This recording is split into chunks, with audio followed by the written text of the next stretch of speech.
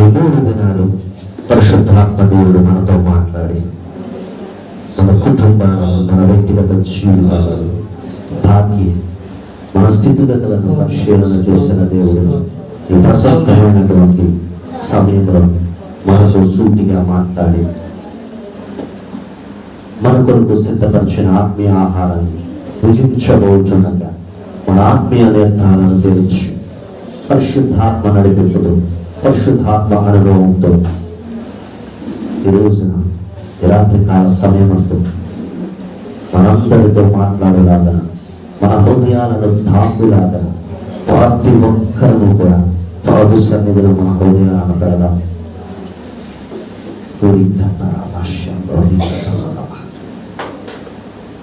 మహోన్నతుడా, సర్వశక్తిమంతుడా, సర్వకృపానిధి, ఈ ఘనమైన శ్రేష్టమైన నామమునకు వందనములు, స్తోత్రములు తండ్రి. ఈ రాత్రికాల సమయంలో దేవా, మా కీర్తనలో మీరు తోడై ఉన్నారు, మా ఆరాధనకు మీరు పాత్రలై ఉన్నారు. ఇదిగోండి తండ్రి, ప్రశస్తమైనటువంటి ఈ ఆత్మీయ ఆహారాన్ని మేము భుజించబోచున్నాం. మీ వాక్కుతో మాతో ప్రత్యేకంగా మాట్లాడండి. ఎంతమంది అయితే బిడ్డలు ఈ రాత్రి కాల సమయంలో సిద్ధపడి ఇక్కడ ఉన్నారు, వారందరి సిద్ధపాటును మీరు సఫలపరచబడునుగా కానిపడుతుంది తండ్రి. ఈ మా కొరకు ఏ వాక్కునైతే ఈ రాత్రి కాల సమయంలో ప్రత్యక్షపరచబోతున్నారు, ఆ వాక్కుని మా హృదయాలలో ముద్రించుకునే కృపను మాకు దయచేయండి.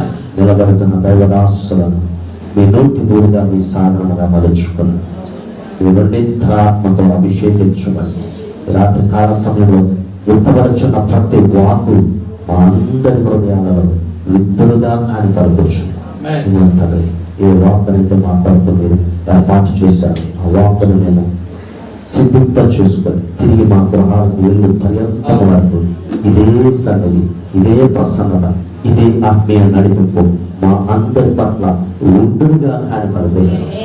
మమ్మల్ని బలపరిచి ఈ కృపలో మరి ఒకసారి మమ్మల్ని ప్రత్యక్షపరచున్నాను. యేసుక్రీస్తు వారి ఉన్నతమైన శ్రేష్టమైన నామములో అడుగుచున్నాము. మధ్యన సంఘ యోనా గారిని ఆహ్వానిద్దాం. మన అందరం చప్పట్లు కొట్టి పరిశుద్ధాత్మ దేవుడు అని తోడైనట్లు మనం ఆహ్వానిద్దాం. నాన్నగారికి చిన్న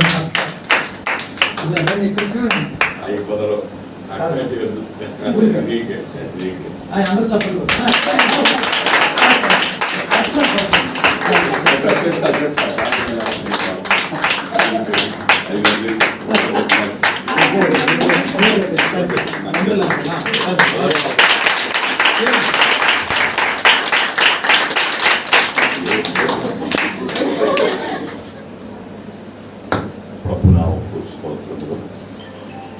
కలువరిలో యేసు దారం పోసి అమూల్యమైన రక్తములో కలగబడి మానవ లోకానికి క్రీస్తు ప్రేమను వెదజల్లుచు దేవుని పనిలో అద్భుతంగా వాడబడుతుంది. సాతాను రాజ్యమును కొలుస్తూ దేవుని రాజ్యమును కట్టుటలో విరామము లేకుండా కడుపు కట్టి, నడుము కట్టి, కన్నీరు ప్రార్థిస్తున్న అభిషేకులు, అనుభవనీయులు, గౌరవనీయులు, తనులు, మాకు అత్యంత ప్రియులు, స్థానిక దైవజనునికి, వారి కుటుంబానికి, కూడి వచ్చిన దైవ సేవకులకు, వారి కుటుంబాలకు, కూడి వచ్చిన మీ అందరికీ, ఈ ప్రాంత నాయకులు, పెద్దలు, బాలురు, యవనులు, వృద్ధులు, ఇక్కడ పిల్లలైన వేళకు ప్రత్యేకమైన మీ అందరికీ వందనాలండి. ప్రభు మనలో ప్రేమించాను, దానికి రుజువు ఏంటంటే మన సజీవ లెక్కలో ఉంచాను. అందుకే ఒకసారి దేవునికి స్తోత్రం చెప్తారా? రాత్రి మన ధ్యానము నిమిత్తమై పరిశుద్ధ గ్రంథమైన బైబిల్లో నుండి ఒక మాట, రాజుల మొదటి గ్రంథం 2వ అధ్యాయం 7వ వచనం చదివే వారికి సమయం అన్నమాట. వినండి, రిఫరెన్స్ మరి యొక్క పర్యాయం రాజుల మొదటి గ్రంథం 2వ అధ్యాయం 7వ వచనం చదువుతున్నాం, వినాలని కోరుతున్నాం. చదువునానా? నేను నీ సహోదరుడైన అబిషాలోము ముందర నుండి పారిపోగా గిలాదీయుడైన బర్జిల్లయి కుమారులు నా సహాయమునకు నా సహాయమునకు వచ్చాను. నీవు వారి మీద దయ ఉంచి నీ బల్ల యొద్ద భోజనము చేయు వారిలో వారిని చేర్చుము. సరిపోదు. చదువుతారా నాన్న? మీరు ఎవరైనా చదివేవాళ్ళు ఉన్నారా? నేను నీ సహోదరుడైన వీళ్ళు చూద్దాం. మగ పిల్లలు ఉన్నారుగా, ఇద్దరు ఉన్నారు, అక్కడ బయట కొంతమంది ఉన్నారు. వేళల్లో ఎవరైనా చదివేవాళ్ళు ఉంటే చూద్దాం. నిదానంగా చదవండి, ఒక్కొక్క మాట చదవండి మీకు వచ్చిన వరకు. అది నేను నీ సహోదరుడునైనా అబిషాలోము ముందర నుండి పారిపోగా గిలాదీయుడైన బర్జిల్లాయి కుమారులు నా సహాయమునకు వచ్చారు. నీవు వారి మీద దయ ఉంచి నీ బల్ల యొద్ద భోజనము చేయు వారిలో వారిని సరిపోతారు. చదువుతారు. పురుషులకి అవకాశం ఇవ్వాలి. మీరు ఆటలో మీరే, సాక్ష్యాలు మీరే, వాక్యం చదవటం మీరే. అందుకనే మనకెందుకు లేని మెదలకుండా కూర్చుంటున్నారు వాళ్ళు. విన్నారా? లేకపోతే ఎందుకు లేరు? చదివేవాళ్ళు ఉన్నారు, ప్రార్థించే వాళ్ళు ఉన్నారు, నడిపించే వాళ్ళు ఉన్నారు, వాక్యం బోధించే వాళ్ళు కూడా ఉన్నారు. కానీ మీరు వాళ్ళకి ఏం చేయాలంటే సమయాన్ని ఇవ్వాలి. ఎప్పుడైనా చెప్తున్నారు తీసేయటం చదివేస్తున్నారు కదా మీరు. నేలపండి. అందుకని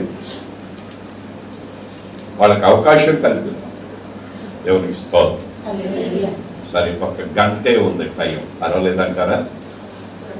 ఎవరైనా దూరంగా వెళ్ళాలనుకుంటే మెల్లిగా లేచి వెళ్ళండి, కానీ పక్కన వాళ్ళు మాత్రం ఏమాత్రం కంగారు పెట్టదు.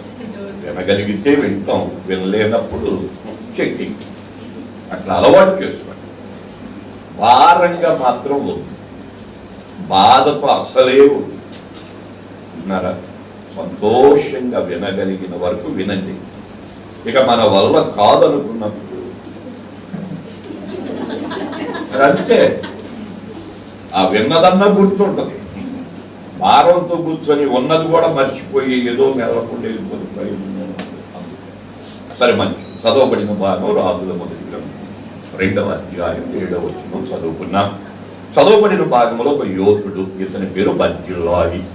బర్జిల్లాయి బైబుల్లో ఎంతమంది? బర్జిల్లాయి ఇంటివాడు. ఇతని కుమారులు చేసిన పని ఏమిటి, దానికి కలిగిన మూల్యం ఏంటో ఈ పూట మనకు ప్రసంగం అంతా కలిపితే 1 గంట. 9:30 అంటే మళ్ళీ 10:30 విందాం. ఈ చదివిన వచ్చిన వివరానికి ముందు ఈ పుస్తకానికి వచ్చి 2 మాటలు. ఈ పుస్తక రచయిత ఇర్మియా. పుస్తకం రాయబడిన కాలం క్రీస్తుకు పూర్వం 560 నుండి 538వ సంవత్సరం మధ్య వ్యవధిలో ఉండొచ్చు అని చరిత్రకారుడు అంచనా. ఈ పుస్తకం రాయటంలో గల ఆధారం సొలొమోను చర్యలు లేక అతడు చేసిన కార్యాలే దాని ఆధారాలు. ఇందులో మొదటిగా ఇజ్రాయేల్ రాజుల వృత్తాంతం, 2వదిగా యూదుల రాజుల వృత్తాంతాన్ని తెలిపిన అద్భుత గ్రంథం రాజుల గ్రంథం. ఈ పుస్తకం రాయటంలో గల సందర్భం, ఉత్తర దక్షిణ రాజ్యాలు పట్టబడ్డాయి. వాటిని గూర్చి వివరించి మీరు పట్టాలే తప్ప పట్టించబడకూడదు అని తెలిపిన అద్భుత గ్రంథం రాజుల గ్రంథం అన్నమాట. మనం తెలుగు వారం అవడం వల్ల తెలుగులో బైబిల్ ముద్రించబడింది. ఇందులో రాజుల గ్రంథం అని పిలుచుకుంటున్నాం. ప్రపంచంలో మొట్టమొదటి అచ్చువేయబడిన గ్రంథం పరిశుద్ధ గ్రంథమైన బైబిల్. అది అప్పుడు ఆదిమ హెబ్రీ భాషలో ముద్రించబడింది. అప్పుడు దాన్ని మెలెచీమ్ అనే మాటతో పలికారట. మెలెచీమ్ అనగా రాజులు అని ఒక మాట, రాజ్యములు అని 2వ మాట విడుదల చేశారన్నమాట. దీన్ని గ్రీకు భాషలోకి వచ్చేసరికి బసిలియన్ అనే మాటను విడుదల చేశారట. బసిలియన్ అనగా రాజ్యం, అది దేవునిది అని పలికారట. ఈ పుస్తకం రాయటంలో ముఖ్య అంశం ఇజ్రాయేలీలు యూదులు ఉన్నత స్థాయికి చేరడం, వారిలో అంతఃకలహం రేగడం, పతనమై ఓడిపోవటాన్ని తెలిపిన అద్భుత గ్రంథం. మీరు జయం పొందాలే తప్ప వాడటానికి వీలు లేదు అని చెప్పిన గ్రంథమే రాజుల గ్రంథం అన్నమాట. ఈ పుస్తకం రాయటంలో ముఖ్య అంశం, ఇజ్రాయేలు యూతులు విడవకుండా దేవుని నిబంధనను ఉల్లంఘించారు, అన్యజనుల చేతిలో చిక్కారు, బానిసలుగా వాడబడి బాధలు పడ్డారు. మీరు అలా బాధలు పడొద్దు, మీరే అధికారము గలవారై రాజులుగా బ్రతకండి అని చెప్పిన అద్భుత గ్రంథం రాజుల గ్రంథం. ఇది ఈ పుస్తకాన్ని గురించి 2 మాటలు. ఇప్పుడు అసలులోకి వెళుతున్నాం. 2వ అధ్యాయము 7వ వచనం చదువుకున్నాం. చదవబడిన భాగంలో ఒక యోధుడు, అతని పేరు బర్జిల్లాయి, అతని కుమారులు చేసిన పని తేటగా వ్రాశారు. అక్కడ ఎవరు చెప్పారు, ఎవరు వింటున్నారు, ఎవరి గురించి చెప్పారో ఈ పూట కొద్దిగా నేర్చుకుందాం. అది నేర్చుకునే ముందు అసలు బర్జిల్లాయిలు బైబిల్లో ఎంతమంది, ఈ బర్జిల్లాయి ఎట్టివాడు, ఇతని కుమారుల జీవిత చరిత్ర ఎట్టిది అనేది కొంత నేర్చుకుందాం. బైబిల్ అంతా తరచి చదివితే బర్జిల్లాయి అనే వ్యక్తులు 3 ఉన్నారట. ఎంతమంది? అందరూ మాట్లాడొచ్చు, మాస్కులు కూడా లేవు మీకు. ఇది ఉపవాస ప్రార్థన కాదు, మౌనవ్రతం చేయటానికి కదా, విన్నది ఉన్నట్టుగా చెప్పవచ్చు. ఎంతమంది ఉన్నారు? ఏం పేరు? అదే బర్జిల్లాయి. ఏం పేరండి? బర్జిల్లాయి. ఎంతమంది? 3. ఒకరు రాసుకునే పిల్లలకు అవకాశం. అద్రియేలు తండ్రి అయిన బర్జిల్లాయి. అద్రియేలు తండ్రి అయిన బర్జిల్లాయి. 2 యాజకుడైన బర్జిల్లాయి. 3 ఇప్పుడు మనం చదువుకున్నాం కదా, గిలాదు వాడైన బర్జిల్లాయి. గిలాదు దాని ఉనికి చెప్పలేను కానీ బర్జిల్లాయి అనే వ్యక్తులు మాత్రం 3. అందులో ఈ పూట మన రథసారథి గిలాదీయుడైన బర్జిల్లాయి. ఇతని గురించి 2 మాటలు ఏంటంటే, దావీదు జీవించిన కాలం, దావీదు కుమారుణ్ణి చివరి వాడైన సొలొమోనును రాజుగా చేసిన దినాలు, దావీదు కాలం ఇక అవసాన కాలం. ప్రభు పిలుస్తున్నారు, వెళ్ళిపోవడానికి రెడీ అయ్యాడు. ఇక దావీదు జీవిత కాలంలో జరిగిన సంభవాన్ని తన కుమారుడైన అబిషాలోముకు చెప్పిన మాట ఈ పూట మనం తీసుకున్నాం అన్నమాట. అసలు దావీదు వాని ఉనికి, దావీదు యొక్క ఉనికి. ఇక్కడ సొలొమోనుతో దావీదు మాట్లాడిన మాటకు మూలాధారం, నేను నీ సహోదరుడైన అబిషాలోము ముందర నుండి పారిపోగా గిలాదీయుడైన బర్జిల్లాయి కుమారులు నా సహాయానికి వచ్చారు. దావీదుని గురించి ఇంకా 2 మాటలు నేర్చుకుందాం. ఎవరిని గురించి?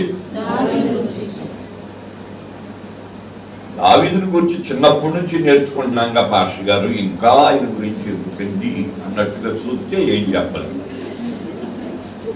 అర్థమైందా మీకేమన్నా? ఒకవేళ దావీదుని గురించి మీకు పూర్తిగా తెలిస్తే నేను అడిగేదానికి సమాధానం చెప్పండి. యెషయా గర్భాన 8వ కొడుకుగా పుట్టాడు. అందరికంటే చిన్నవాడు అవడం వలన తల్లిదండ్రులు చెప్పిన మాట వినేవాడట. అన్నలు పెద్దలు కాబట్టి వాళ్ళు కొలువు చేస్తున్నారు రాజరికంలో. చిన్నవాడు కాబట్టి తండ్రి ప్రేమను బట్టి మందను మేపుకొని బ్రతకరాని పంపారట. మందను మేపుతున్న దావీదుకు నానా విధ వరాలు ఉన్నాయంట. మీకేమన్నా తెలుసా?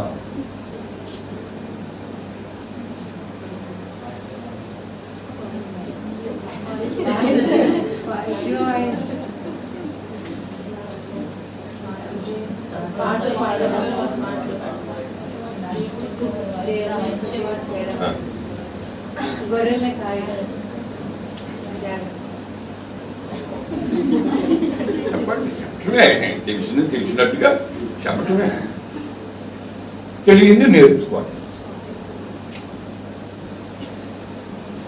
దావీదుకున్న వరాలు ఏంటంటే, ఒకటి సొంతగా వాయిద్యాలు తయారు చేసేవాడట. ఏంటయ్యి? అదొక వరం. ఎవరికి? తయారు చేసిన వాయిద్యాన్ని చమత్కారంగా వాయిస్తాడంట. ఎట్ట ఎట్ట మనకేమనిపిస్తుందంటే 2 కర్రలు మనం కూర్చొని ఏస్తే ఈ అమ్మ ఉంటుందని కూర్చొని పడతాం, కానీ మన వల్ల అదొక వరం. దేవునికి స్తోత్రం. చమత్కారంగా వాయించడం సామాన్యమైన విషయమేమి అంటే, ఎవరు పాడినా దానికి సరిపోయిన మ్యూజిక్ లాక్కుంటా వెళ్తారు. చూసావు, కొన్ని 100 మ్యూజిక్ తీయొచ్చుతాను. అట్లా అదొక వరం అన్నమాట.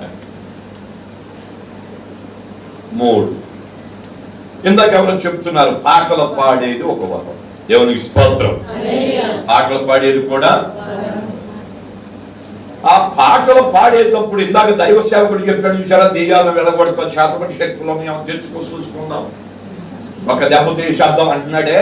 అట్లా దావీదు గారు పాడుతూ ఉంటేనే దేవునికి స్తోత్రం, ఆత్మలు గడగడలాడి వెళ్ళిపోయాయి. అదొక వరం.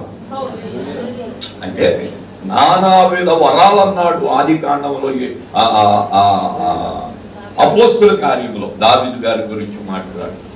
అలాగా ఈయన యుద్ధాన్ని ఏర్పడతాను, అదొక వారం. ఆ యుద్ధంతో చక్రవర్తుల హృదయాలు వశపరుచుకోవటం, రాజులతో సంధి కుదిరి బ్రతకటం, మంత్రులను తన స్వాధీనంలోకి తీసుకోవటం, ఎంతటి వాడైనా తన వశములోకి తీసుకొని, రోగముగాలే కానీ విషపురుగులే కానీ మిడునాకులే కానీ తను చూస్తే భయపడి పారిపోయి అంతటి కృపావరాలు కలిగిన గొప్ప వీరుడు దావీదు మహనీయుడు. దావీదుకు 19 మంది కొడుకులు ఉన్నారా? ఎంతమంది? పెద్దాడు అన్మోను, రెండవ వాడు దానియేలు, కిలియాబు అంటారు వాడిని, మూడవ వాడు అబిషాలోం, నాలుగో వాడు అదోనియా, ఆఖరి వాడు ఉన్నాడు చూసావా సొలొమోను. ఇప్పుడు అబిషాలోము గురించి మాట్లాడుతున్నాడు దావీదు మహనీయుడు. పెద్దాడు అబిషాలోము చెల్లెల్ని తప్పు చేసి పాడు చేశాడు. అది మనసులో పెట్టుకొని పగబెట్టుకున్నాడు. తండ్రి ఏమైనా సమాధానం చెప్తాడని చెప్పాల. ఆలోచన చేసి విందు కాలము అంటే గొర్రె బొచ్చు కత్తిరించు కాలం, పండగకి వాళ్ళ నాన్నకు ఉత్తరం రాసి కుటుంబం అంతటి మా ఇంట్లో భోజనానికి రమ్మని చెప్పు డాడీ అంటే ఆయన పంపాడు. పెద్ద నా గదిలో పెట్టి బాగా తాగనికి వాడి జరిపాడు. అభిషాలో పారిపోయిన వాడి మీద మనసు పెట్టుకొని దావీదు మంచంలో పడి చావు దగ్గర రెడీ అయ్యాడు. మేనల్లుడు ఆలోచన చేసి యుక్తి గల ఒక స్త్రీని పంపించి దావీదు ఆత్మీయ నేత్రం తెలిపించాడు. ఆరిపోయే దీపం మళ్ళీ వెలిగి. దేవునికి స్తోత్రం. అప్పుడు దావీదు అన్నాడు, అభిషాలోము వచ్చి బతకొచ్చాడు. వాడు వచ్చి బతుకుతున్నాడు. అప్పుడు ఏం జరిగిందంటే, వాళ్ళ నాన్నకు ఒక ఉత్తరం రాశాడు, నాన్నగారు నేను వెళ్ళిపోయినప్పుడు నన్ను చంపుతారని భయం వచ్చి నేను యెహోవాకు మొక్కుకున్నాను, తిరిగి నేను ప్రాణంతో యెరూషలేముకు వస్తే దేవా నీకు మొక్కుబడి చెల్లించుకుంటాను అన్నాను డాడీ, కనుక నేను బ్రతికాను, మళ్ళా తిరిగి వచ్చాను కాబట్టి నేను వెళ్తాను, బదర్పించుకుంటాను, అవకాశం ఇస్తే నాకు సహాయపడమని ఏడ్చాను. అప్పుడు దానికి ఓకే చేశాడు. అప్పుడు అభిషాలోం పక్షంగా కొంతమంది వెళుతూ ఉండగా అభిషాలోం అన్నారు, మా నాన్నగారు వృద్ధాప్యానికి వచ్చారు కదా, ఇంకా ఆయన మీ మధ్యకి వచ్చి రాజ్యభరణం ఏం చేస్తాడు, నేను యవనస్తుడిని కదా, నేనే రాజునని చెప్పుకోండి రా, నేను రాజునని చెప్పుకోండి, మీ ఇళ్ళకి వస్తా, మీకు కావాల్సినవి చేస్తాం, యవనస్తుడి కదా, బలం ఉంది కదా, నా యుద్ధంలో జయం పొందుదాం, నెమ్మదిగా ముందుకు వెళదాం, మీకు కావలసినవన్నీ నేను చూసుకుంటా, నన్ను రాజుగా చేసుకుని చూడండి.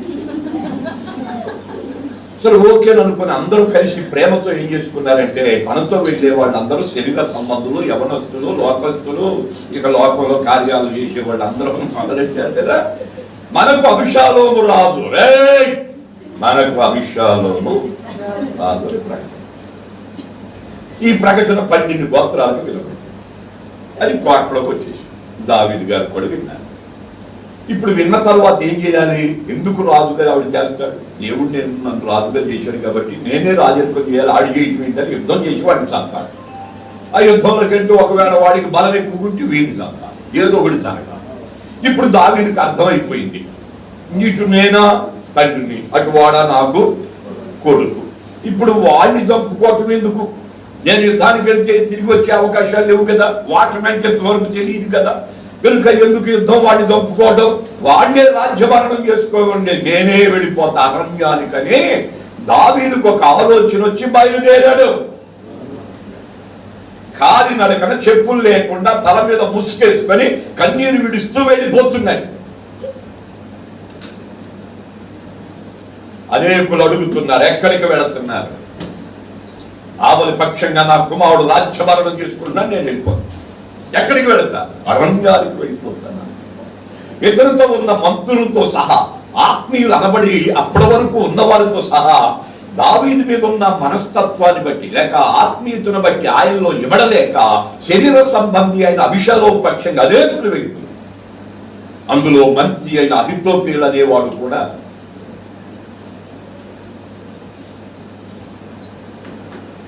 అప్పుడు కుటుంబం ఆత్మీయులు అనబడిన వారు, నాన్నగారు దేవుడు మిమ్మల్ని బాల్యములో అభిషేకించాడు, దేవుని కృప మీకుంది, మీరు ఎక్కడుంటే అక్కడ దేవుడు ఉంటాడు కనుక మేము మీతో వస్తామని కుటుంబం బయలుదేరింది. ఆత్మీయులు బయలుదేరారు. అటు ఇటు ప్రజలు ఉండగా దావీదు కుటుంబం మధ్యలో వెళుతున్నారు. అభిషేకం అతని పక్షంగా ఉన్న వారు చంపేయడానికి ప్లాన్ చేశారు. కానీ 2 వ్యక్తులు పెట్టి దాటిపోయారు. నది వెళ్ళిపోతున్న సందర్భం 12 గోత్రాలకు వినబడిపోయింది. కుమారుడు రాజ్యమరణానికి వస్తే దావీదుకు బాధ వచ్చి యుద్ధం చేసి చంపుకోవటం ఇష్టం లేక అరణ్యానికి వెళ్ళిపోతున్నాడు అనే వార్త విన్నారు. విన్న ఆత్మీయులందరూ కృంగిపోయారు. శరీర సంబంధులందరూ ఆనందపడే అంశాల పక్షంగా వెళ్ళిపోయారు. అప్పుడు ఈ బర్జిల్లాయి అనే వాడికి వినబడి దావీదు నది దాటి అరణ్యానికి వెళ్ళిపోయాడు. అరణ్యములో గుహల్లో నివసించాలి. అప్పుడు ఈ బర్జిల్లాయి విని అతడు ఆ భూభాగం అంతటిలో భూస్వామే, అంటే ఈ రోజుల్లో కుబేరుడు అని చెప్పుకోవాలేమో. అంబానీ అంటున్నారుగా, విన్నారా? ఆ దేశానికి అలాంటి గొప్ప ఔషధీయవంతుడు బర్జిల్లాయి, గిలాదీయుడైన బర్జిల్లాయి. వారి కుమారులను పిలిచాడు. బాబో రండి. కుమారు లెక్కింపు మాత్రం చెప్పలేదు. ఒకడి పేరు మాత్రం బయటికి తీశారు, కింహాం అనేవాడికి. కుమారులారా రండి అని కేక వేస్తే అందరం వచ్చి మీకులాగా లైన్గా చేతులు కట్టుకొని నిలబడి, డాడీ చెప్పండి. బాబు, ఈ దేశం అంతటిలో మనం ఈ స్థాయికి రావటానికి గల కారణం దేవుడు. మనం ఇంత సంపాదించి ఇంకా నెమ్మదిగా జీవించడానికి కారణం దావీదు రాజరకం. దేవుని స్తోత్రం. అతడు దేవుని కృపను పొంది ఆత్మీయుడిగా బ్రతికి శత్రు సమూహాన్ని తరిమి కొట్టి విషపురుగుల విడినాగులను మన దేశానికి రాకుండా మనల్ని కాపాడగలిగిన సమర్థుని బట్టి మనం సంపాదించుకున్నదంతా ఇంతవరకు కూడబెట్టుకొని ఇంత ఐశ్వర్యవంతులం అవటానికి కారణం దావీదు నాయన. ఆయన మనకు ఆత్మీయ తండ్రి. ఆయనకి ఇప్పుడు బాధ వచ్చింది, కుటుంబ పరిస్థితి తిరగబడిపోయింది. ఆత్మీయులందరూ ఆయన అనుకున్నారు, శరీర సంబంధులేమో అభిషేకం పక్షంగా వెళ్ళిపోయారు. అక్కడ సాతానుడు పనిచేస్తున్నాడు, అరణ్యానికి ఆత్మ వెళ్ళిపోయారు.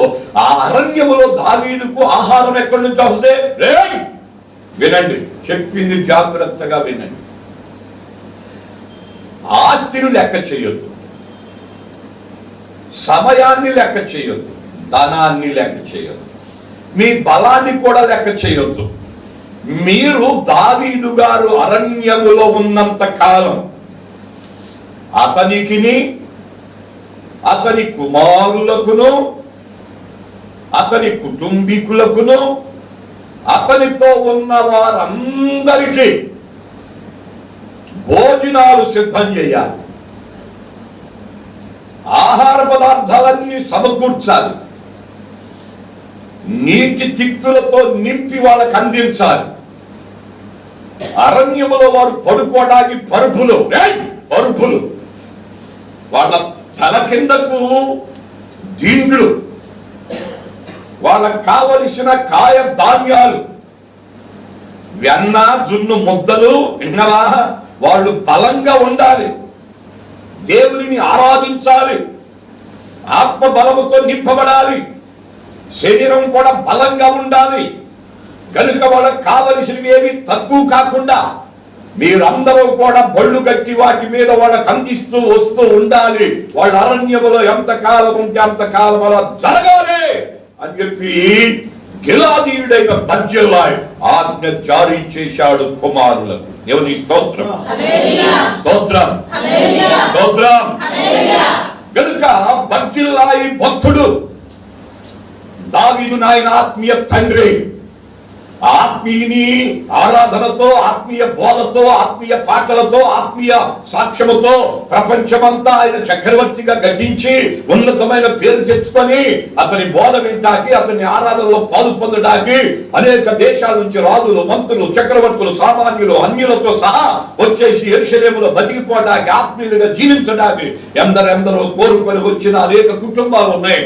దేవుని చిత్తమైన ఒకసారి వస్తా, ఒక ఎత్తయ్య అనేవాడు ఒకడు ఫిలిస్తీన్ల సర్దారులకు సరిపోయిన వాడు. ఆ దేశాన్ని విడిచిపెట్టేసి తన సైన్యం అంతా తెచ్చేసి యెరూషలేములో దావీదు వాక్యాన్ని వినేసి ఆత్మీయంగా బ్రతికిపోయి దావీదు వెళ్లే కాలంలో, ఇదే కాలంలో ఆయన చేసిన పనులు ఎన్నో ఉన్నాయి. అవి దేవుని చిత్రం మరొకసారి చెప్తా. ఇప్పుడు అన్ని కలగలుగుతా కుదరదు కాబట్టి ఇప్పుడు ఆగిపోతాం. ఇక్కడ బర్జిల్లై కుమార్ తండ్రి చెప్తున్నాడు, దావీదు ఇశ్రాయేలుకు దీపం, ఆ దీపం వెలుగుతూ ఉండాలే తప్ప ఆరిపోటానికి వీలు లేదు. ఆరిపోయిందా చీకటే, శత్రువు దమ్మిగా పడతాడు, ఎవడు వాళ్ళని ఆపలేరు. దావీదు దేవుని ఆత్మీయుడు కాబట్టి కనులైన వారు, గొప్పవారితో సహా అతడంటే భయపడి, దేవునికి భయపడి యెహోవా దేశానికి రావడానికి ఎవడు తెగించడం లేదు. దావీదు దీపం కాబట్టి ఆరిపోయిందా, మొత్తం దేశం అంతా కొల్లారైపోద్ది. ప్రజలందరూ కూడా మన ఆస్తులు, అంతస్తులు, పదవి, పలుకుబడి, ఉన్నత స్థానాలు అన్ని హరించుకుపోతాయి. శత్రువు విషమైపోతాం, ఎదురు తిరిగితే చంపేస్తారు, ప్రాణ భయం ఉంది. ఇవన్నీ కాకుండా దావీదు బ్రతకాలి. ఆత్మీయ తండ్రికి ఇది తక్కువ కాకుండా మీరు అన్ని సమకూర్చుకొని తీసుకుపోండి అన్నారంట. దేవునికి స్తోత్రం చెప్పాలి. చెప్పాలి మీకు చెప్పాలి కదా.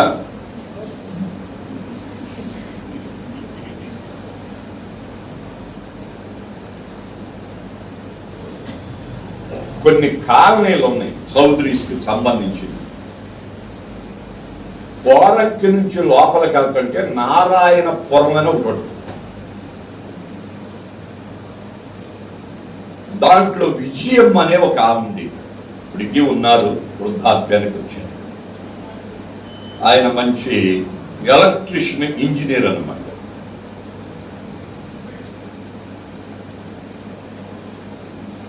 కొండల ప్రాంతానికి వేశారు ఆయన. అక్కడ ఒక దైవ సేవకుడిని వేసి ఈ విజయం అన్న ఆమె భక్తి పరురాలన్నమాట. మార్పు చెంది బాప్తిసం పొంది ఆత్మ పొందింది. ఆ కూతురు ఇప్పుడు ఢిల్లీలో పెద్ద లాయర్ అన్నమాట, రేపు మాకు జడ్జి కాబట్టి. ఒక మందిరాన్ని కట్టించి అందులో ఒక తర్ఫీదు పొందిన సేవకుడిని వేసి ఆ కొండల ప్రాంత ప్రజలందరూ రక్షణ పొందాలనే ఒక ఆశ చేత తాను ఆఫీసర్ అవటం వలన యజమాని ఈ ఆలోచన ఆత్మల భారము కలిగి, ఇందాక భక్తుడు చెప్పిన మాట కూడా గుర్తొచ్చింది. వీళ్ళింటిలో ఏమైతే తెచ్చుకొని వండుకుంటారో అవే వాళ్ళ ఇంట్లో కూడా వండాలి, లేకపోతే ఇక్కడి నుంచే వండి పంపించింది. అలా తన్ను తాను సమర్పణ చేసుకొని ఆనాడు షినేమియురాలు తన భర్తకి చెప్పుకుందే, మన ఇంటికి వచ్చి పోవచ్చున్నవాడు దైవజనుడు నేను ఎరుగుదును, మిద్ది మీద ఒక గది కడదాం, తనకు కావలసిన మంచం బల్ల పేట అన్ని సిద్ధం చేద్దాం, వచ్చినప్పుడు ఎలా ప్రార్థన చేసి తినేస్తాడు, మనకు దీవెన కలుగుద్ది నాయన గారని భర్తతో చెప్పుకుంటే అట్ట కట్టారో అట్ట ఈ పిల్ల కూడా మొదలెట్టింది. అదంతా నక్సలైట్ ఏరియా. ఒకరోజు ఒక స్థలంలో పెద్ద మీటింగ్ జరుగుతుంటే అక్కడ కరెంట్ షాక్ తగిలి కొంతమంది చచ్చిపోయారు. భర్త మీద కేసు పెట్టారు. ఏం చేయాలో అర్థం కాదు. ఆ పాస్టర్ గారికి చెప్పింది ప్రార్థన చేద్దాం, ప్రార్థన చేయండి, ఏం భయపడద్దు అని చెప్పేసి పట్టుబట్టి ప్రార్థన చేస్తే ఆ కేసు పెట్టేసి దేవునికి స్తోత్రం చెప్పారు. లేకపోతే భర్తను కూడా బాంబులు చంపేయాలని చూశారు, కానీ వాళ్ళ వల్ల కాదు.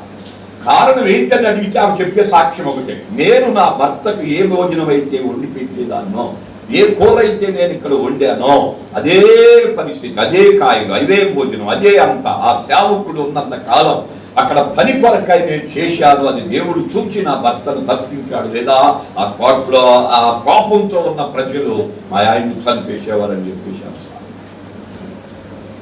అర్థం చేసుకో, దేవుని పని కొరకు బ్రతికిన భక్తులు ఉన్నారు. అలాంటి వారిలో ఒకడు బర్జిల్లాయి తన కుమారుడికి చెప్పేశాడు. వాళ్ళు బళ్ళ మీద ఆహారం వండుకోవటం, తీసుకెళ్ళిపోవటం, గిండులు, పరుపులు, కాయధాన్యాలు, దున్ను ముద్దలు, నీటి తిత్తులు, నీరు కావాలి. అరణ్యంలో ఏముంటుంది అక్కడ? అర్థం చేసుకో, వాళ్ళు ఉన్నంత కాలం చేసుకుంటా వచ్చేసారు. అప్పుడు యోవాబు అన్నాడు, దేవుడేమో అరణ్యములో, సాతానేమో పట్టణములో, దేవుడి యెహోవా దేశములో ఏలుబడి చేస్తుంటే నీ కొడుకు మీద ప్రేమను బట్టి యుద్ధం లేకుండా చేశావు. ప్రజలందరూ సాతాను వశమైపోయారు. ఆత్మీయత హరించిపోయింది, భక్తి క్షీణించిపోయింది, దేవుని ఉగ్రత దిగితే మొత్తం పోతారు, మనం ఇక్కడ హాయిగా ఉన్నాం కానీ అని చెప్పేసరికి తండ్రి ఆ ఒక ఆలోచనకు వచ్చాడు. నా కుమారుడు మాత్రం సంపూర్ణ యుద్ధం చేయండి అని యుద్ధానికి పోతుంది. యుద్ధం జరుగుతుండగా దేవుని పిల్లలకు జయం వచ్చింది, సాతాను పిల్లలు ఓడిపోయారు. అభిషేకంకు భయం వచ్చి పారిపోయాడు. చెట్టు వాడికి తగిలితే యోవాబు వచ్చి కొట్టాడు, వాడు చనిపోయాడు. మరలా తిరిగి యెరూషలేమునకు బయలుదేరారు. దేవునికి స్తోత్రం చెప్పండి. ఎక్కడ బయలుదేరారు? మళ్ళీ అరణ్య యాత్ర నుండి కోటలోకి మళ్ళీ రాజుగారు తన సైన్యముతో బయలుదేరారు. ఆ బయలుదేరినప్పుడు ఆయన కలుసుకోవడానికి దేశాల నుంచి ప్రజలు వచ్చి ఆయన వచ్చే మార్గములో ఆయన కలుసుకుంటున్నారు. నాన్నగారు బాగున్నారా? దేవుడు మిమ్మల్ని కాపాడాడు, దేవుని కృపలో మేము ప్రార్థన చేస్తున్నాం. ఆత్మీయ తండ్రి మళ్ళీ వచ్చావు, మాకు దిగులు లేదు, మాకు వెలుగుంది, మేము ఆనందంగా బ్రతుకుతాం, ఇక నెమ్మదిగా జీవిస్తాం. ఇంతవరకు అపవాది ఏడుబళ్ళు నలిగిపోయాం. బాధలు, చింతలు, వేదన, వ్యాకులం, కలవరం, కంగారు, భీతి, భయం ఇవన్నీ అనుభవించాం. కానీ ఇప్పటి నుంచి మాకు ఆత్మీయ ఆనందం ఉంటుంది. నీ ముఖం చూస్తే దేవుని చూసినట్టే ఉంది నాయన అని దండం పెట్టి పలకరించుకుంటా పోతుంటే ఆయనతో ఉన్న కొంతమంది అన్నారు, ఏమండి రాజుగారు, దావీదు నాయన గారు, మనం అరణ్యంలో ఉన్నప్పుడు బళ్ళ మీద భోజనాలు, నీరు, మనకు కావలసినవన్నీ తెచ్చారే, ఆ యవనస్తులైన పిల్లలు, వాళ్ళ తండ్రి అడుగు ఆయనే బర్జిల్లాయి అన్నారు. దేవునికి స్తోత్రం. దావీదు దగ్గరికి వెళ్ళి బర్జిల్లాయి నీవేనా అని అడిగాడు. అవునా అనగారండి అన్నారు. అవునా, నువ్వు చేసింది, నీ కొడుకులు చేసింది నా మనసులో ఉంది, అది నేను కన్నారా చూచాను, మనసారా ఇప్పుడు మిమ్మల్ని దీవిస్తున్నాను, గనుక నీవు నీ దేశంలో వద్దు, నాతో వచ్చే కోటలో నా సింహాసనం ప్రక్కన నీకు సింహాసనం, నేను భోజనం చేసే దగ్గరే నీకు భోజనం, రే వచ్చేయి అంది. అప్పుడు బర్జిల్లాయి దండం పెట్టినాడు. నాన్నగారండి, నేటికి నా వయసు 80 ఏండ్లండి, మీతో పాటు కోటకు రావాలంటే వస్తా, అక్కడ ఆరాధన, పాటలు, మాటలు వినే శక్తి నాకుందా? చెవిలో వినికిడి తగ్గుతాందిగా నాన్న. రాజభోజనం అంటున్నావుగా బాబా, ఈ వయసులో ఏం చేసి నమస్కారం చేసి సింహాసనం మీద ఆసీనుడై తన తల్లి కొరకు ఆసనం ఒకటి వేయింపగా అందరం సార్ దేవునికి స్తోత్రం చెబుతాం. తల్లిదండ్రులను సన్మానించడం అంటే ఇక్కడ ఏం చేస్తున్నాడు? మీకులాగా ప్రజలు వచ్చారు, వారితో మాట్లాడుతున్నాడు. మంత్రులు, సామంతులు, రాజులు, రాణికులు అందరూ అనేక దేశాల నుంచి వస్తారు ఆయన సంభాషణ వింటాకి. అలాంటి వారందరిలో మాట్లాడుతుండగా అటు చూశాడు, వాళ్ళ తల్లి వస్తుంది. అదంతా ఆపేసి లేచి పరిగెత్తున్నాడు. ఇక వీళ్ళందరికీ వింతనిపించింది, ఇతడు ప్రపంచానికే చక్రవర్తి, మహాజ్ఞాని, అంతటి వారికి మించిన వారు ఇంకెవరు వస్తున్నారు, ఆయనే లేచి వెళుతున్నాడు త్వరపడి. ఏమై ఉంటది అని ప్రజలు అలా తిరిగి చూస్తే వాళ్ళ తల్లి కనపడి. దేవునికి స్తోత్రం. వాళ్ళందరూ చూస్తూ ఉండగా తల్లి దగ్గరికి వెళ్ళి ఏం చేశాడంటే, మాట్లాడరేంటి? ఎవరికి? తల్లికి కూడా నమస్కారాలు చేస్తారా?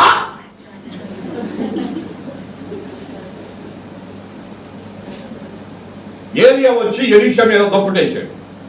ప్రవచనాలు ఉన్నాయి, దర్శనాలు ఉన్నాయిగా, అర్థమైపోయింది మనవాడికి. నాన్నగారండి అన్నాడు. ఏమి అబ్బాయి అన్నాడు. మా తల్లిదండ్రులను ముద్దు పెట్టుకొని వస్తాను, అవకాశం ఇస్తే పోయి వస్తాను అన్నాడు. అరే ఈ మంచి పనికి ఆటంకాలు ఏమంటే పోరా అన్నాడు. రాకు నానా అమ్మా మీ ప్రార్థన దేవుడు ఆలకించాడా రాజా.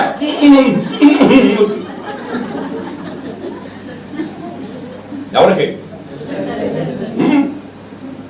దీవెన పొందాలంటే, ఆరోగ్యం పొందాలంటే, అభివృద్ధి పొందాలంటే, ఔషధ్యం పొందాలంటే, దీర్ఘాయువు కలిగి ఉండాలంటే, సంవత్సరం సంవత్సరాలు ఉండాలంటే, పెట్టినట్టు కదా నేతలు పడాలంటే, తంతే ఊర్లో మొక్కలో పడాలంటగా ఊరికి గుర్తు మీకు. అది కావాలంటే చెయ్యాలి. నీకు నోటి ప్రార్థన, సాక్ష్యాలు, వాక్యాలు, వచ్చిపాటు ఇచ్చిపాటు ఎంతవరకు అనుకుంటున్నారేమో. ఈ కాదు అసలు అవి వదిలేసి ఈ మొదలెట్టే ఈ ఆపు అధ్యయనం తర్వాత అర్థమవుతుందా నీకేమన్నా? అర్థం చేసుకో. ఆకలొద్దు, సాక్ష్యాలొద్దు, వచ్చిపోవద్దు, పరిచయం చేయవద్దు, ఇచ్చిపోవద్దు అని చెప్పట్లా. ఇదంతా ఒక భాగమే. అసలు చేయాల్సింది అది. ఏది తల్లిదండ్రులు చెప్పినట్టుగా వినగలిగితే దేవుని మహాకృప నీ మీద ఆవరించుద్ది. నీ ఆత్మ, ఆయన ఆత్మ నీలోకి వచ్చేస్తాడు. అప్పుడు నీ ఆశీర్వాదాలు వేరుగా ఉంటాయి. దేవునికి స్తోత్రం. ముగించేస్తాను అనుకున్న టైం అయిపోతుంది. ఇక్కడ బర్జిల్లాయి కుమారులు దావీదు గారి కాలంలో దావీదు భోజన బల్ల దగ్గరే వీరు రాకుమారులుగా బ్రతికిపోయే భాగ్యం. ఇక దావీదు వృద్ధాప్యానికి వచ్చారు. ఇక కాలం చేసే సమయం ఆసనమైంది. కుటుంబం అంతటిని మీకులా కూర్చోబెట్టుకున్నాడు. సొలొమోనా పైకి లేరా అన్నాడు. దిగి నిలబడ్డాడు. ఏంటి డాడీ? ఏముంది నాన్న, ప్రభు రమ్మంటున్నారయ్యా. లోకందరూ పోయే మార్గం రా ఇది, వెళ్ళిపోతున్నాను బాబా. గనుక నాన్న ఈ కుటుంబం అంతా నీ కుటుంబమేనా, ఎవరిని పోగొట్టుందయ్యా. జాగ్రత్తలు ఉన్నావా, దేవునికి భయపడయ్యా, వాక్యానికి లోబడిపోనానా. రాజులు గదని మేసాలు తిప్పి కారు ఎగరేసి అందరిని జీవించమాత్రం దేవునికి భయపడి అనుకూలంగా జీవించయ్యా. ప్రజలను జాగ్రత్తగా కాచుకోయ్యా. దేవుడి జ్ఞానం నీకు ఇచ్చాడుగా బాబా. నా జీవితంలో కొంతమంది కీడు చేశారురా, వాళ్ళని మనసులో పెట్టుకొని నీకు జ్ఞానం ఉండగా వాళ్ళకి ఏం చేయాలనుకున్నావో దాన్ని చేసుకో బాబు. విన్నావాట్రా? సొలొమోను విన్నావా? కాకపోతే ఒకటయ్యా, నేను వెళ్ళిపోయిన తర్వాత మీతో పాటు రాజసింహాసనం మీద కూర్చొని భోజనం చేశారే బర్జిల్లాయి కుమారులు. ఆ బర్జిల్లాయి కుమారులు మా నాన్న పోయాడు, ఇంకా మీ గ్యారెంటీ ఇక్కడ మళ్ళా నీ ఊరుకుంటా అంటాలేమో నాన్న. అట్లా అంటాకి లేదురా. ఎందుకంటే బాబా ఆ రోజుల్లో వాళ్ళు మమ్మల్ని చూడకపోతే నాన్న, వాడు మాకు సహాయపడకపోతే బాబా, మాకు కావలసినవి ఇకపోతే నాన్న, ఆ అరణ్యంలో నిద్ర లేక అల్లాడిపోయేవాళ్ళంగా బాబా, తిండి లేకపోతే సచ్చేవాళ్ళంగా నాన్న. మేము బ్రతికి బట్ట కట్టడానికి కారణం బర్జిల్లాయి కుమారులయ్యా. నేను వెళ్ళిపోయిన తర్వాత కూడా నాన్న విన్నావా, వాళ్ళనే నీ భోజన బల్ల దగ్గర కూర్చోబెట్టుకున్నాను. దేవునికి స్తోత్రం చెప్ప. అది ఇప్పుడు చదువుకున్న మళ్ళీ ఒకసారి చదువు ముగిస్తాను. ఇప్పుడు నేను నీ సహోదరుడైన అబిషాలోము ముందర నుండి పారిపోగా గిలాదీయుడైన బర్జిల్లాయి కుమారులు నా సహాయమునకు వచ్చారు. నీవు వారి మీద దయ ఉంచు. నీ బల్ల యొద్ద భోజనము చేయువారిలో అది సంగతి నానా మర్చిపోవద్దు. మనం కృతజ్ఞత కలిగి బ్రతకాలి. మనము ప్రేమ కలిగి ఉండాలి. మన దేవుడు కనికర సంపన్నుడు. ఎన్నిక లేని నన్ను, ఎందుకు పనికిరాని నన్ను, నిన్ను కూడా ఎందుకు పనికిరాని వాడివేగా, విడవబడిన దాని కుమారుడు కదా నువ్వు, ఆ బెత్షెబా కొడుకు కదా నువ్వు, అందరికంటే చిన్నవాడు కదా, నీకంటే పెద్దవాళ్ళు ఉన్నారు కదా, వాళ్ళకే రాజరికం రావాలి కదా. దేవుడు నిన్ను ఎంతగా ప్రేమించాడు. మన కుటుంబం ఏ పాటిది, ఎంతటి వారు మనం, కనుక మన దేవుడు దీవించాడు. కనుక ఇది మనసులో పెట్టుకో. కనుక వాళ్ళు నాకు సహాయం చేశారు. వాళ్ళు నీ భోజనం బల్ల దగ్గరే ఉండాలి. దేవునికి స్తోత్రం చెప్పు. ఇది ఒక ప్రసంగం చేయలేదు కానీ టైం లేదు. ఆ భోజన బల్ల దగ్గర ఉంటామంటే, బల్ల అంటే మామూలు భోజనం కదా. మనం సహజంగా మామూలుగా మనకున్న పరిస్థితిని బట్టి ఎన్ని కోట్లు వండుకుంటారు మామూలుగా ఉంటే? 2. ఇంకా ఏంటంటున్నారు? మేము ఒక కూరే, పచ్చడి అయితే ఒక పచ్చడి, దాంతోనే ఆ కూర, ఒక కూర దాంతోనే ఆ కూర. కాకపోతే ఇంకేదన్నా కొద్దిగా నవలేకపోతున్నా, ముసలోళ్ళం అయిపోయిన కచ్చంత షార్ వింటున్నారా? మీకు కలిగింది కాబట్టి కచ్చంత డైనింగ్ టేబుల్ మీద 4-5 వెరైటీలు చేసుకొని బాగా కానీ అండి, దేవుడు ఇచ్చిన వారికి స్తోత్రం, మంచిదే కదా. అసలు బల్ల అంటే దాని గురించి ఈ బల్ల కాదు, ఈ భోజనం కాదు, అది దేవుని బల్లారాధనకు సంబంధించిన బల్ల. దేవునికి స్తోత్రం.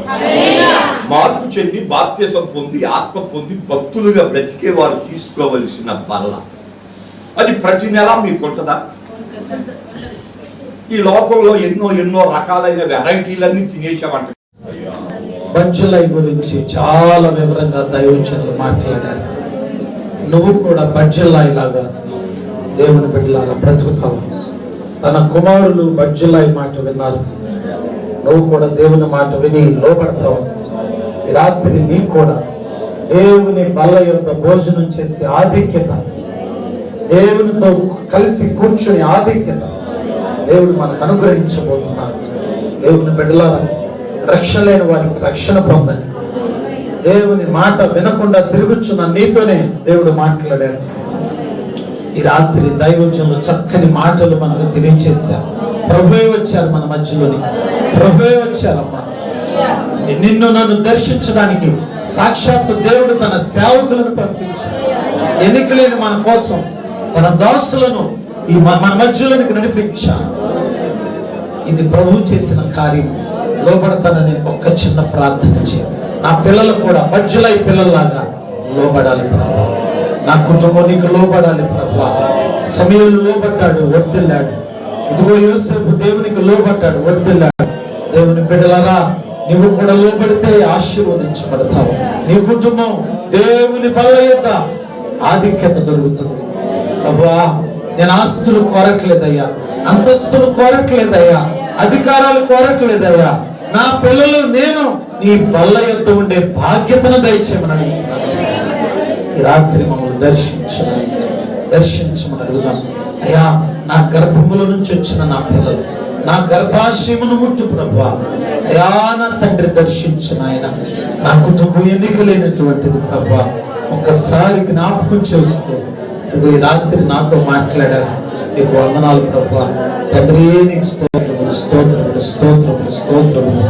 దేవుని బిడ్డలారా, ప్రార్థన చేసుకుందాం. స్తోత్రములు స్తోత్రములు స్తోత్రములు. Thank you Jesus. యా నీకు వందనాలు చెల్లిస్తున్నాను. మహాపరిశుద్ధుడు అని మా తండ్రి, యా నీకు వందనాలు స్తోత్రాలు ప్రభువా. ఈ రాత్రి కాల సమయంలో ఆయన నామములను ప్రభువా బలపరుచుటకు, మమ్మలను సరిదిద్దుటకు, సరి చేయడానికి నీ దాసులను పంపించినందుకై వందనాలు. స్తోత్రములు స్తోత్రములు ప్రభువా. కొర్నేలి ఇంటికి దేవదూత వచ్చి ఇదిగో కొర్నేలి, నీకును దేవునికి బంధుత్వం ఉన్నది, అందుకని దేవుడు నన్ను పంపించారు. ఇదిగో దేవుని సేవకులు మీ ఇంటికి పిలిపించుకో, ఇక్కడికి పిలిపించుకో, గొప్ప కార్యం జరిగిందని చెప్పినప్పుడు ఇదిగో దేవుని సేవకుడు నాయన పేతురు గారు కొర్నేలి ఇంటికి వచ్చినప్పుడు ఆ ఇల్లంతా కూడా ప్రజలతో నింపబడ్డారు. వారందరూ కూడా పేతురు మాట్లాడుచుండగా వారందరి మీదకి పరిశుద్ధాత్మ అభిషేకము దిగి వచ్చుట చూసి ఈ రాత్రి దేవుని సేవకులను పంపించారు మన ప్రభు. నిజమేనాయన, మీకు స్తోత్రాలు ప్రభు. అయ్యా, మీ మాటల చేత మమ్మల్ని అభిషేకించినందుకు వందనాలు. మేము కూడా బజ్జలాయి పిల్లల వలె ప్రభు అయ్యా మీకు లోబడే ఆత్మను దయచేయండి, లోబడే మనసునివయ్యా. ఇంకా కొంతమంది పిల్లలు తిరుగుబాటు చేస్తున్నారు, ఇంకా కొంతమంది పిల్లలు తిరగబడుచున్నారు, ఇంకా కొంతమంది పిల్లలు నాయన అహంకారంతో బ్రతుకుతున్నారు, ఇంకా కొంతమంది పిల్లలు మెడవంచట్లేదు ప్రభు. తల దించి తగ్గించుకుని ఆత్మీయ తల్లిదండ్రులకు లోబడే మనసుని నాయన అయ్యా, ఆత్మీయ తల్లిదండ్రులకు లోబడి మనసును దయచేయమని ప్రార్థన చేస్తున్నాను. అయ్యా, జ్ఞాపకం చేసుకుని ఆయన గత 2 రోజులుగా ప్రభువా ఇదిగో నాయన ఈ ఆశీర్వాద కోడికలు మీరు జరిగించారు. మొదటి రోజు కోడికను బట్టి మీకు స్తోత్రాలు నాయన, రెండవ రోజు కోడికను బట్టి మీకు స్తోత్రాలు, మూడవ రాత్రి ఎంతో గంభీరముగా జరిగించి మమ్మల్ని ఎంతగానో బలపరిచినందుకు స్తోత్రములు స్తోత్రము.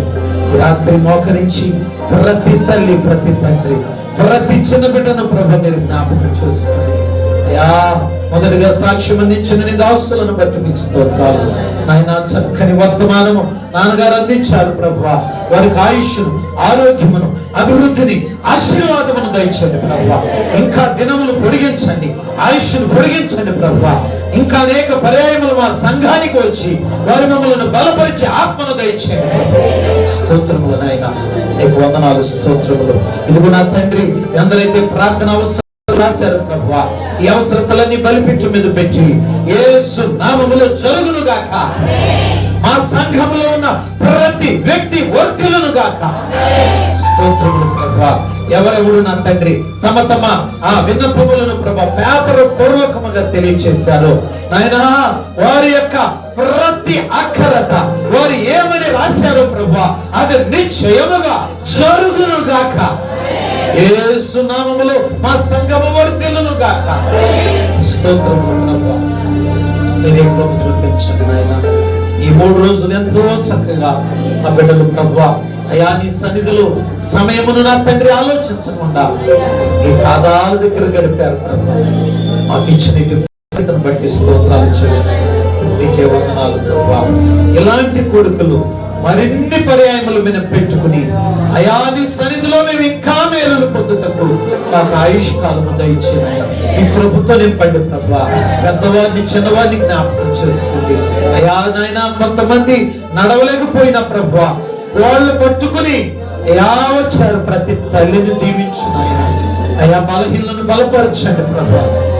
రాలేని వారికి మరొక అవకాశాన్ని బట్టి ప్రభువా నా తండ్రి ఈ 3 దినాలు పరిచర్య చేసిన మా బిడ్డలను బట్టి మీకు స్తోత్రాలు ప్రభువా. నీ దేన సేవకులను బట్టి వందనాలు, స్తోత్రాలు. రాత్రి కాల సమయంలో మా కొరకు నా తండ్రి అయా అల్పాహారాన్ని సిద్ధపరిచిన నీ దాసులు గిరి గారిని, సంతోషము గారిని, వారి పిల్లలను దీవించండి నాయన. ఆశీర్వదించండి. వెల చెల్లించిన కుటుంబాన్ని దీవించు నాయన. అయా ఇదిగో నీ పాద దాసులమైన నన్ను నమ్మగాన్ని బట్టి మీకు స్తోత్రాలు ప్రభువా. అలాగే నాయన ఈ రాత్రి కాల సమయంలో నాయన విచ్చేసినటువంటి రాజేష్ ఖన్నా గారిని, వారి సతీమణి గారిని కూడా జ్ఞాపకం చేసుకుని ఆయన వారి పొదువులు కూడా తీర్చండి ప్రభువా. అయా నీకు స్తోత్రములు. రాత్రి కాల సమయంలో మీ సన్నిధి మాకు తోడుగా ఉంచండి. సమస్తమును మీ చేతులకు అప్పగించుకుంటూ నాయన ఈ 3 రోజులు మాకు ఇంత అవకాశం ఇచ్చినందుకు స్తోత్రాలు. రేపు జరిగే ఆరాధనలో ప్రభువా మరిన్ని సాక్ష్యములు, మరిన్ని నా ప్రభు కార్యములు మేము చూసినట్లు సహాయం చేయండి. చేతులకు అప్పగించుకుంటూ యేసు క్రీస్తు నామమున స్తుతించి ప్రార్థన చేస్తున్నాము తండ్రి. ఆమేన్. మన తండ్రి అయిన దేవుని ప్రేమ, మన ప్రభు యేసు క్రీస్తు వారి కృప, పరిశుద్ధాత్మనిచ్చే సహవాసమైన సన్నిధి సదాకాలము మనందరికీ వాక్యం అందించిన దేవుని దాసుల కుటుంబానికి, దాసునికి సదాకాలము తోడైండుగాక. ఆమేన్. యేసు రక్తమే ప్రవేశ రక్తమే అపవాదికులకు అంతరాశ యేసు రక్తాన్ని, శిలువ రక్తాన్ని సంపూర్ణ విజయం కలుగును గాక. ఆమేన్. ఆమేన్. అందరికి వందనాలమ్మా.